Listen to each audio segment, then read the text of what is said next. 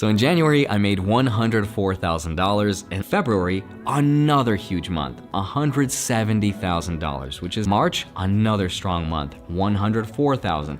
Next month in April, guess how much?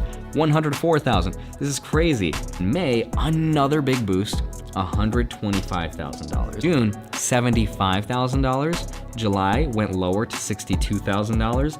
And so let me show you my YouTube dashboard. Surprise, surprise, my number one is the best metaverse investment video, followed by market crash and how to prepare, the great reset, the everything bubble, and interestingly, the identity of Satoshi Nakamoto. So 21, my total income from YouTube was $7,748.31. But then if I go up here and filter it from 2021 to the year 2022, you can see a very different story. I've been making YouTube videos for a little over 4 years, and in 2023 alone, we've made over $250,000 in revenue so far, while finally hitting 1 million subscribers and over 200 million lifetime views. All right, so let's go over the lifetime stats on the channel as of right now. I am looking at my YouTube analytics, and it looks like we have 206 million views lifetime on the channel. I think 170 million of those views are actually shorts views.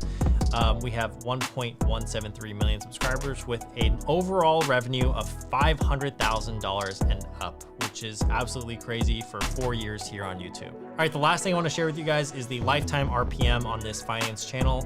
It doesn't give me data before May 20, 2022, but as you can see here, the RPM is right around $13, which is pretty good, and it's a finance channel, so what can I say?